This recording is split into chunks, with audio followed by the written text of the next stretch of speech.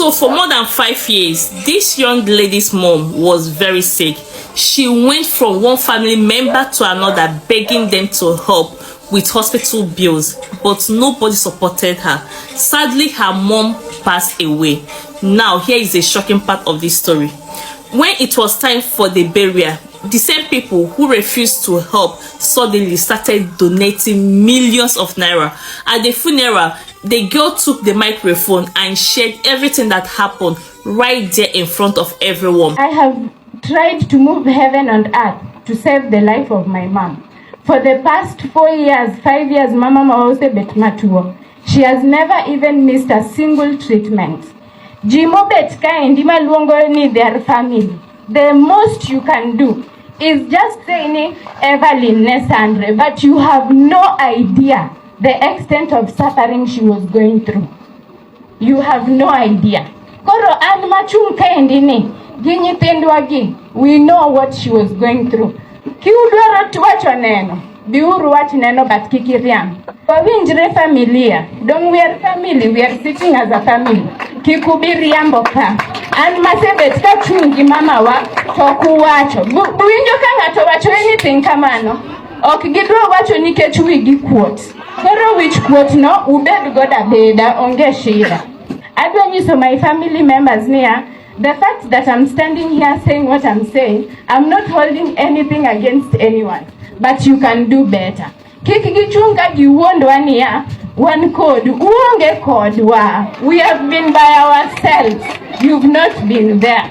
Koro kikuwondwa. We know what is going to happen after this. We wish you well. It is okay. We have accepted it from Kitambo, so it is nothing new. Gimo kadwa ngato kikbika timoneno mamiria. Aya. Right there in front of everyone, and it raises a serious question. Why do we as Africans sometimes prefer to spend big money on burial, yet ignore the chance to save someone's life when they are still breathing? Shouldn't we value life more than death? Shouldn't we value life more than burial? Ongoje kidogo, ladies and gentlemen, welcome back to my YouTube channel. My name is Jackson 254 TV. Karibuni. Alright, ladies and gentlemen, huyu msichana mwenye munaona guys, mwenye ni mrembo, msichana mwenye guys aliweza kutrend kwa sababu ya kuchamba family members, aunties zake, mandugu na madada wa baba yake kwa mazishi ya mama yake. Huyu msichana inasemekana anaitwa Georgina Ggee. Huyu msichana mwenye alipostingi hiyo video, ladies and gentlemen, hakuweka caption. Sasa watu walikuwa na shindo, huyu msichana mrembo, msichana akona umbo, anaongea my friend, akigeuka hivi hips zinatingika, akigeuka hivi hips zinatingika. Msichana amevalia dera, lakini urembo my friend, urembo na kiuno ndogo utafanyia nini? Guys, ni wapi mshawahi kuona mtu amevalia dera na kiuno ndogo anarembeka na ni kwa matanga, na saa hiyo ni mama yake amekufa? Msichana anachamba watu na anachamba maanti zake, watu wa kwa kina baba, akiwaambia vile ambavyo wamekuja kwa matanga kujifanya vile ambavyo ati watasimama na familia, na ili hali mama yao mwenye amekufa, huyo mwenye akopa kwa jeneza, wamemuuguza kwa miaka 5. Na kwa hizo miaka 5, ladies and gentlemen, hawajawahi pata support yoyote kutoka kwa ndugu na dada za baba yao, na ili hali wao ni mbegu ya ndugu yao. Walijaribu vyovyote, lakini hakuna mtu yoyote mwenye ambaye alisaidia. Hata hawako wanawashikia simu, mpaka ikafika mahali wakawacha hata kuwapigia masimu. Huyo msichana anasema wakati mama yake aligonjekanga, mara ya kwanza walimpelekanga huko Eldoret Referral Hospital, akalazwa, akatoka, akaandikiwa madawa, ikasemekana hizo madawa lazima atumie. Na huyo msichana anasema anashukuru Mungu kwa sababu mama yake hajawahi kosa dawa kwa hizo miaka 5, mpaka dakika ya mwisho mama yake amekufa na wamemuzika huko Kisumu mahali panaitwa Lolwe, ladies and gentlemen. Na anasema ameshughulikia bills za hospitali, ameshughulikia vyakula zenye zimekulwa kwa matanga, jeneza, kila kitu yeye ndio ameshughulikia. na hakuna mahali alipost hata kwa mtandao ya kwamba ati watu wamsaidie. Hata ukisearch wapi na wapi hautaona mahali huyo msichana anasema ati asaidiwe. Yeye mwenyewe anasema akiwa kama third born kwa familia, kila kitu ni yeye ndiye alijifanyia. So sasa hivi guys, wacha nikuambie, watu kwa mtandao wamekuwa wakitaka kujua huyo msichana ni nani. Msichana mrembo anaongea kama wife material, kwa sababu wale mabloggers wenye ambao walipost hizo video kwa mtandao hawakuweka caption. Hata yule mwanaume mwenye alirekodi huyo msichana akiwa mrembo, ladies and gentlemen, hakuweka caption. Lakini ukiangalia video details vile ambavyo ilipigwa, huyo mwanaume mwenye alirekodi huyo msichana akiongea, the way alikuwa anatembea akitoka kwa podium mahali pale ambapo walikuwa wanasimama wakiongea, alitoka pale akiwa ameshikilia simu yake iPhone 16 Pro Max, my friend. Msichana anatembea tu, my friend, pole pole, slow motion, akikatwalk. Oh my god, ladies and gentlemen, urembo nayo. Ukienda kwa comment section mahali ambapo hiyo video imepostiwa, guys, wacha nikwambie, wanaume kutoka ng'ambo, si wazungu, si nini, takataka yote wako kwa comment section wakimtaka huyo msichana. Sasa hivi wacha nikwambie, anatakwa na kila mtu kwa sababu ya figa nzuri na urembo, na anajua kuongea. Tutampata wapi mke kama huyu? Hivyo ndio watu wanauliza kwa comment section. Tutapata wapi mwanamke kama huyu?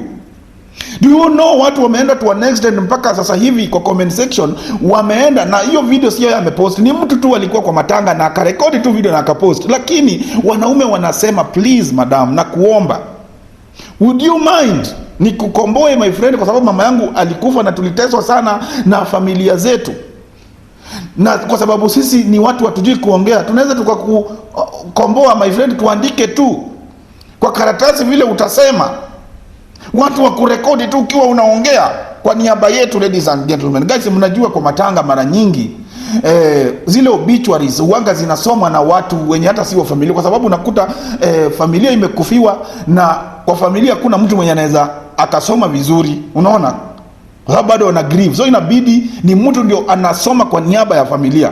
Sasa wanasema wamlipe tu, waende tu, wawachambie tu familia yao kwa kuwatesa. Ladies and gentlemen, huyo msichana guys, wacha nikwambie, amekuanga tu kwa TikTok, lakini huyu msichana guys amekuanga tu akifanya kazi yake ya kuuza vitu. Inasemekana huyu msichana ni makeup artist, ako na duka ya kuuza mafuta za wanawake na maweave na mawigs, hizo vitu, na pia vile vile ni msichana mwenye uanga anakombolewa kufanya mambo ya events, unaona. So huyu msichana guys, wacha nikwambie, ako na akili mingi sana, kwa sababu yeye akiwa namba 3 katika familia yao, my friend, hata sasa hivi anafaa kuwa naolewa, lakini my friend alikatanga kuolewa kwa sababu guys, kuna siblings wake wenye ambao bado wako wadogo bado na hawajasoma. Na unajua sasa ukisema uolewe kwa mwanaume, hakuna mwanaume mwenye anaweza kukubali ya kwamba ati mnatengeneza pesa ukituma kwenyu. Wanaume wako very wanakuanga hivyo. Na hivyo ndio ndoa zote ziko. Mwanaume atakuwa tu jealous for nothing, ataacha madugu zako wakiteseka. So huyu msichana inasemekana, ladies and gentlemen, ni mfanyabiashara, ako na marafiki, ni msichana mwenye watu wanatambua sana. So wakati ameona Wakenya wamempenda, sasa hivi sasa ndio ameamua sasa kukuja sasa kwa mtandao na kupost video. Sasa hivi ameanza kuingia live. Sasa watu wanaenda huko, wanamgift, wanamfollow, wanamtaka, wazungu wamejaa kwa inbox wanamtaka. Akisi, you've turned up for me guys. Asanteni sana. Thank you. Thank you guys, asanteni sana.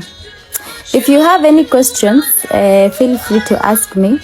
Also, mimi ni third born, si first born. So I am the third born, si first born. Una imagine msichana kama huyu akikuzalia mtoto atatoka akiwa anakaaje? So Georgina, ladies and gentlemen, sasa hivi my friend, wacha nikwambie, ni amependwa na amekuwa internet sensation. Yaani sasa hivi kila mtu anamtaka. Unaona? Kila mtu sasa hivi anamtaka. Na ndio maana mimi nikakuja hapa nikasema ni lazima nikuje niwaguzie kidogo kumuhusu, kwa sababu hata mimi pia nilikuwa namuona lakini nashindwa nitasema nini kumuhusu.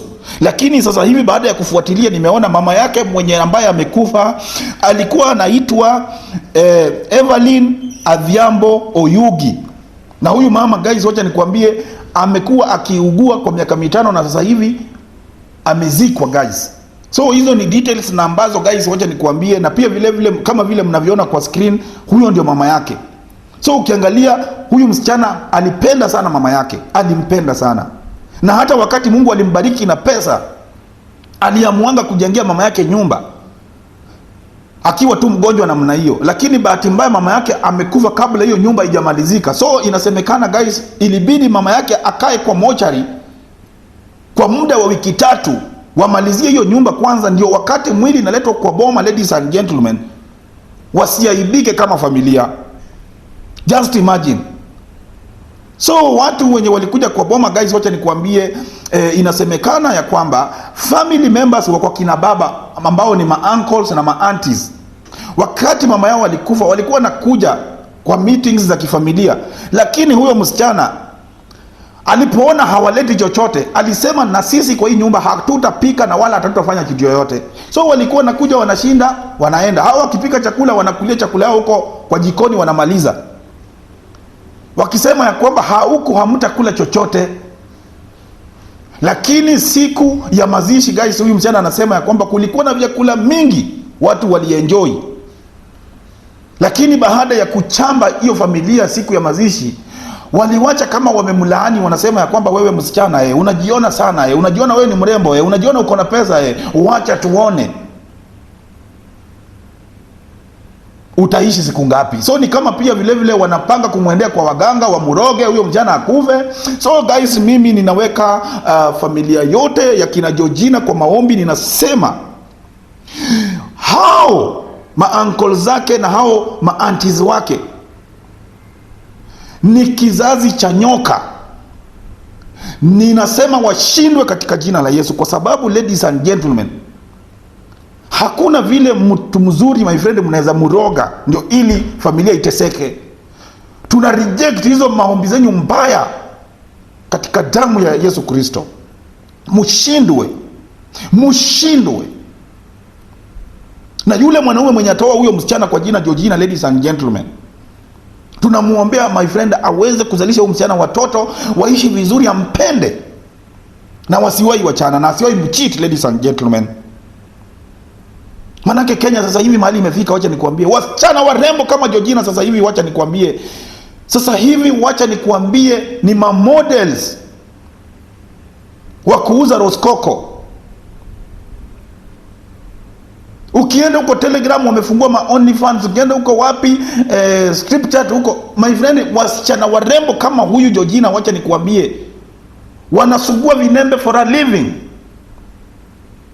Lakini huyu ni msichana mwenye anajituma, msichana mzuri, msichana mwenye ako na akili mingi. Imagine unanunulia mama yako jeneza expensive, maua expensive, yani kila kitu expensive. Unaambia mama yako, "Mom, I love you so much." Hata kama uligonjeka, singekuachilia. Lakini kwa sababu Mungu ameamua kukupumzisha, pumzika salama guys. Ukienda hadi Nigeria guys, wacha nikwambie, hawajawahi ona mwanamke. Yani guys, mpaka wa Nigeria guys wamefika mahali wana translate Kijaluo. Guys, kuna hata wa Kenya wenye hata hawajui mama ya huyu Georgina aliugua miaka ngapi, lakini wa Nigeria already washajua. Ni uchungu sana ladies and gentlemen. So guys, baada ya huyo msichana kuona na trend sana, aliweza kufurahishwa na Wakenya na akawaambia asante. Sasa hivi anakuja TikTok, anaongea, anaelezea historia yake kidogo, vile wamekuwa wakiishi nini. Guys, let me tell you, mimi nikasema guys, ni vizuri pia hata niweze kuwakusanyia hizo mauhondo niwaletee hapa, mujisikilie nyinyi wenyewe vile huyo msichana anaongea. So mimi nataka niwaache na hiyo video yake, musikilize mpaka mwisho, and then mtakomment hapo hivyo. Wacha tumpatie maua yake kama bado angali uhai, kwa sababu ladies and gentlemen, ni wasichana wachache sana wako kama yeye. Au vipi guys? So bila kupoteza wakati, let's go guys, let's go. Why should I not talk about it and say it? I am only 26 years old. Mbona nisiseme? Ikiuma mtu ni shida ni yake. Ikikuuma mbona ikuume? Inakuuma because you are not there. You are not there, and we never asked anybody for money. We never asked any of my aunties or my uncles for financial support. We only asked for them to be there. Waende waongee na maadhe, wa keep her company. You know, unaambia mtu all will be well, God is with you. I'm praying for you, I'm thinking of you. That is what is important. Mambo ya pesa tuweke kando. This is not the goal. Hiyo kutia mtu moyo really goes a long way for someone who is critically ill. Because my mom was critically ill and she got really depressed because she was sick for 5 years. The first time she got sick, we went to Eldoret in 2021. It went in 2022, came back in 2023. 2024, 2025, she became bedridden and she was living in the house. I cannot even imagine, venye mimi napenda sherehe, na napenda kuenda out. And I like to be outside. Imagine umeamka asubuhi uko kwa nyumba, your life revolves around hospital, chemotherapy, and you're living on tramadol and morphine. Wewe unamkanga asubuhi unadungwa morphine. Unakaa during the day unadungwa morphine. Unalala usiku unadungwa morphine. And then somebody wants to come and say hapo venye yeye ndo ako very emotional. Ameona suffering. Which suffering have you seen?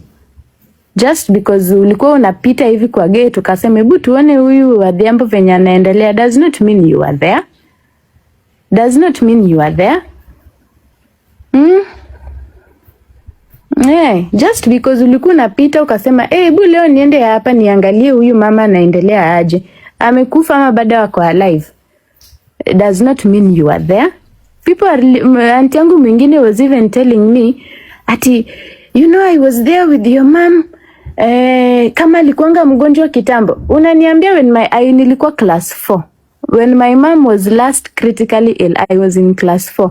Ebu talk about now. Kwa matanga I told them nikawambia, if nimedanganya and I've said something that is not true and it is a lie, somebody please come and stand up and tell me unistopishe in front of all these people that have said something that is not true. They did not stand to say anything, and then afterwards they're insulting me even before my mom's casket imwagiwe mchanga. Wamekuja kunipiga na wananitusi matusi kubwa kubwa in my mom's home yenye nimemjengea. Cannot happen. Haiwezi fanyika. Na wasikie vibaya huko mbali. Kuna shida. Misika. I still love them though. I have nothing against them. They are family and me and my cousins get along really well and we love each other and we are trying to show each other love and get through this. Ni tu uongo ndio si poa. If you are not there, don't lie. Don't lie. Usisimame hapo kana kwamba wewe ndo you have been affected so much by that death. Huyo ni mamangu. Mimi ndo I know how I am feeling. That is my mom. How can you even... Mimi nilishangaa na watu wa matanga. Nilishangaa. Don't let anybody tell you anything, guys. Matanga kama ni yenyu na ni yenyu. And work so hard. Work so hard that you don't have to beg anyone. Work so hard. Have good friends. Make connections. So that vitu kama hizi kikupata, they just watch. In fact, hadi transportation ilikuwa free. Walipewa hadi bure. Walikuja bure kwa matanga. Ni nini wananiambia? Yenye wananiambia ninadanganya hapa nasema uongo. Wakwende huko. They're my aunties, but sometimes blood is not thicker than water. Adi maber. It's true. If you have not, if you've not gone through what we have gone through, kwetu, me and my siblings, I don't think anybody can understand. No one can understand at all. You can't relate. Kama saizo kila mtu wanasema iti which quote mama yako ana place pa kuzikwa. Which quote gani? Si wewe ndio kuna hiyo which quote, who has? Ni wewe tu. Wamesema niliaibisha familia. Mi sina which quote. I have no embarrassment. Sisiki anything. I am not ashamed of anything. There is nothing I am ashamed of. They thought my mom angezikwa vibaya and it has shocked them. My mom has a beautiful house. You know, I spoke my truth, and my mom is happy with me wherever she is. And I know her heart is at peace because we granted her last wish. The thing my mom wanted the most was to have a place to be buried. So, ni hivyo.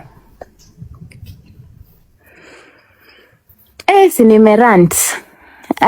Hebu nione. I've known G for long, and best believe I always take notes. Thank you. Went through the same, I delete so-called. Don't delete them. Don't delete your relatives. Just live life. Live your life. Wish them well. Usiwa delete. You should not delete the enemy. The enemy must see you progress. Kama ile wimbo ya Bien. Lazima wakuone you're progressing and moving forward. You know, don't delete them. Why do you delete them? Lazima wakuone unametameta, unanona, unanga. Wameniambia how did they say? How did my aunt say? Nitateseka. Kama alisema aje, naenda kurudi kuteseka. How did she say it? How did she say it? Hadi nimesikia niko na zingine, let me not say. Let me keep it strictly to do with the funeral and not talk about anything else that is not involving the funeral. But yes, that is how the funeral went. And from the funeral, kila mtu alikuwa naongea tu vitu zao. The reason why I ended up talking the way I spoke is because I organized the funeral peke yangu. From the beginning to the last, mambo ya hospitali, mambo ya casket, mambo ya nguo, everything I did by myself. Not that my aunties did not even offer to help. Hakuna mwenye aliniambia eti we do this. Hata bili ya hospitali hakuna mwenye aliuliza ati wanataka kulipa. Hakuna. Mumeweka funeral kwa YouTube. They were recording. Maybe if it's posted on YouTube, you will be able to watch the funeral and you see venye ma aunties walikuwa wanalia. Hadi wameshikana kupeana support. Wa? I am in shock, but ni sawa. I expected it. Yes, Diana Princess is my sister. Yes, they are my siblings. Nani, I live by myself. That is why they are not here. They are at my mom's house. Yeah. Venye mamangu died, kila mtu alisema tunaenda kuteseka. We are going to suffer, and now we don't know what we are going to do. Shock on them. Shock on them. Me and my siblings are very close. We are not perfect. We all have our weaknesses, but we are trying to do the best that we can do. And we are close, and we are in full support of each other. And we have each other's back. I am not the breadwinner. Sarah invites you to co-host. I am not the breadwinner.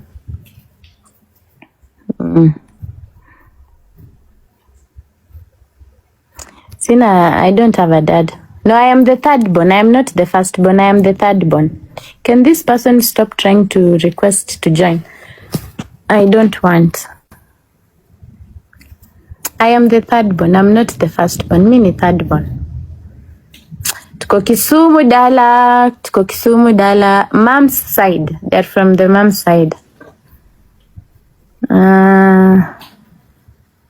Yes, my siblings are fully supporting me, and my cousins also.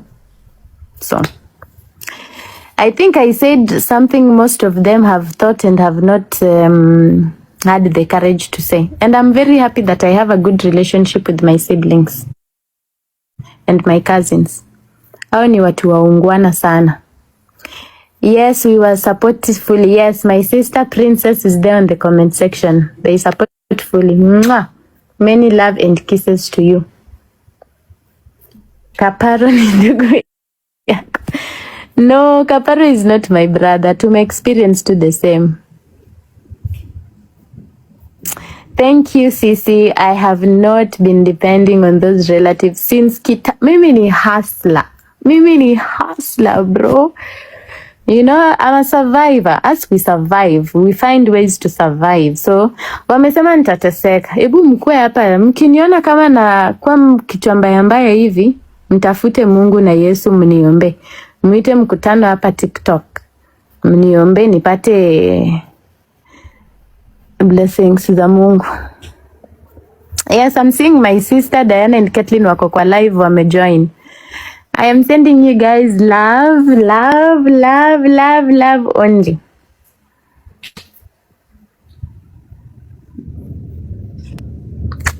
Wacha tu watu roge. Ni sawa Lovi, acha waroge. Si wote tutaenda kwa Bwana Yesu. Ni sawa tu. What is this thing on my forehead yenye nasema join the club? Should I? It's gone. Praying, we are a Christian people. My mom was a Christian lady, and that is what is important. No. Aki mimi, I cannot take money from people if I don't need it. And I don't need it right now. We are okay. You know? God has been faithful. So since God has been faithful, let us not take advantage. By the way, I've gotten so many people asking to send money and everything. No. Thank you. Thank you. But ni sawa tu. Don't take advantage of people. If you can still work and earn, fanya kazi. Because everyone works for their own money. Yes, I am a makeup artist in Kisumu. And any Instagram, mwangalie georgina.makeup.hair 254. You book us for weddings. I don't want to advertise biashara yangu hapa because that is not...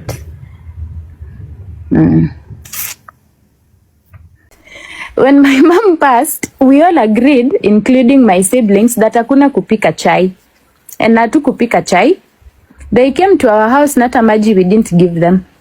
We all agreed collectively ati hakuna mwenye anakuja hapa to burden us ati they want to drink tea. If you want to drink tea, come with your own bread and your own milk and everything and cook tea for yourself.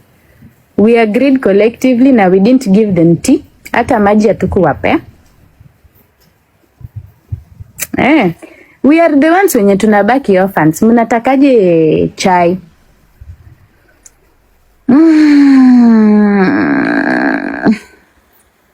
Hatukuwapea chakula with hata breakfast. Kwetu in my mom's house in Lolwe. In Lolwe, nobody drank tea in my mom's house. Hatukupika. But kwa matanga there was plenty food, there was plenty breakfast because I had my friends that were coming, my sisters had friends. So we had to also give my mom a beautiful send off. We fed all our aunties, we fed them properly. They slept well. Kwa funeral there was food, plenty. Tena walikula vizuri sana. First class food. The chef was really good. But kwa kwetu, kwa nyumba yetu, hawakukunywa hata maji.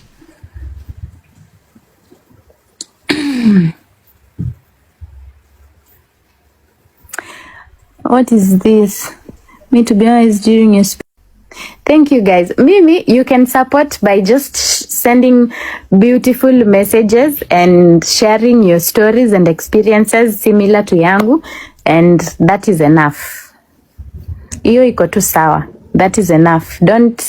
I'm not here to take advantage of anyone ama to ask for hand me outs. So, no. Yes, my shop iko karibu na Mirage. Yes. Now umeipata.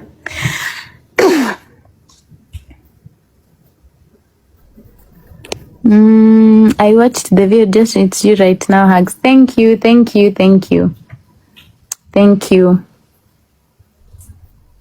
Kuna watu wanafaa kuwa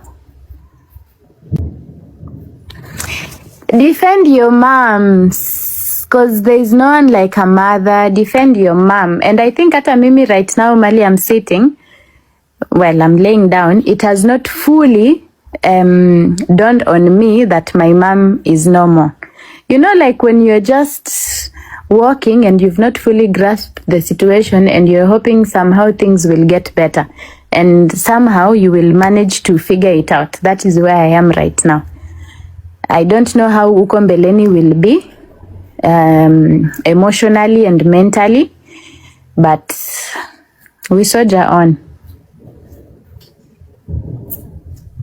Aki mkifollow business page yangu, hebu mkue true and honest. Msifollow and then you don't give me biashara. Just follow and you give me biashara. You see the hypocrisy we are talking about?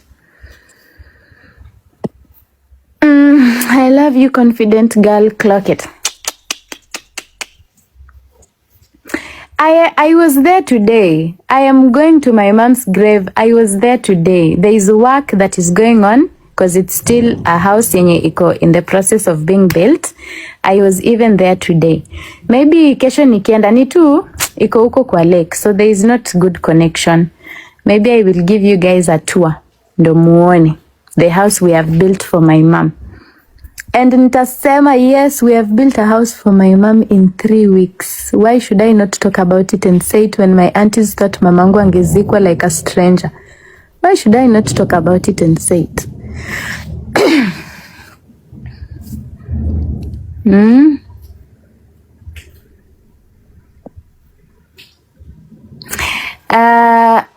I loved your boldness, but I think sometimes it's better to tell your family in their eyes, not outside. Why not?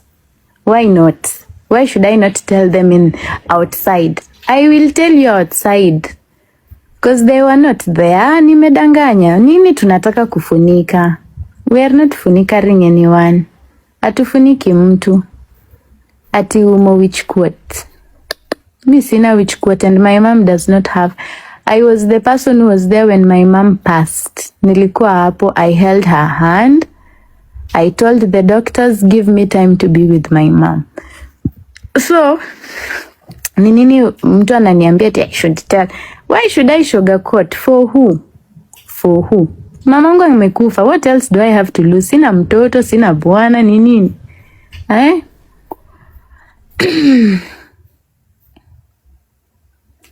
Also, I read kwa comment section, someone was saying, ati family don't owe you anything, blah, blah, blah. Bro, if you call yourself my family or my auntie, my uncle, my sister, you owe me everything.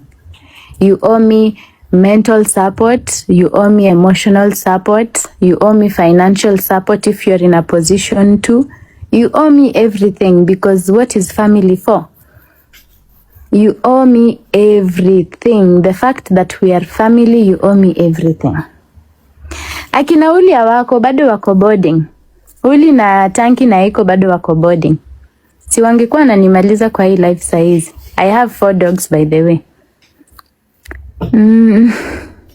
No, I have 4 dogs. Sina mtoto. Niko na 4 dogs. Yeah, sasa I want to go and sleep. Chief, they owe me everything. They owe me everything. But it does not mean I am expecting it from them. But you owe me. If your mom owes you education. They owe you proper upbringing. You know? They owe you to show you the direction. Kwani what is family for? No man is an island. Which Christian Bible ama religious Bible are you reading? We should have a communal way of living, you know? You should have a communal way of living. If you are calling yourself my family, you owe me everything. Otherwise, don't be my family. We don't have to be family just because we are related by blood. My friends came through for me because they are my friends. And you know, I sit with them, I party with them, I confide in them. They owed me to show up and they owed me to be there. And they did their part. And this is what is important. Yes, families are pretenders because people like Chief hapa anasema iti family owes you nothing. If you are a stranger, you don't owe me anything. Your boyfriend owes you. Your husband, your wife, they owe you. Your partner owes you loyalty and openness. Like, why would my family not owe me emotional and mental support? Why? Yawa. Kose? Atitela sapo kwa boarding. Hey. I have my dogs wako boarding. I will go live with them soon. 4 dogs. Owing doesn't thank you. Who is this I've seen? You've seen Hayam. They all think owing has to be financial. It is not financial. And let us for a second forget about the financial part. Owing doesn't have to be financial. If you're my friend, you owe me a phone call. Kuniuliza, Gigi, how are you? You know? If you're my husband, something is happening, you owe me, you check up on me. Like, si lazima pesa ni watu. It doesn't always have to be financial. Let me be the 5th dog. Are you married? Niko na mtu. See, I've said I have someone. Let me see. Alex Odhiambo, all relationships are transactional. Who said that transactional has to be monetary? Huh? Transactional doesn't have to be monetary. Shape uko nayo. Nilijaribu from my mom, by the way. Hata mimi, I don't even know some relatives wenye walishow hapa hapo, wenye hata sijawahi waona kwetu. In fact,